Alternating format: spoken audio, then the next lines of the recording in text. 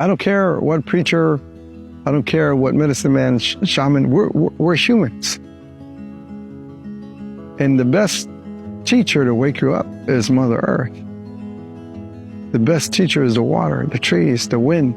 It's as simple as going to a river, an ocean, and putting your hands in there. It's as simple as that. And then those who are in a forest like this is actually touching a mother tree.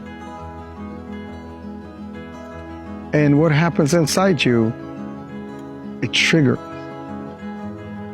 It triggers the spiritual awakening that has been covered, has been fought to be taken out of you.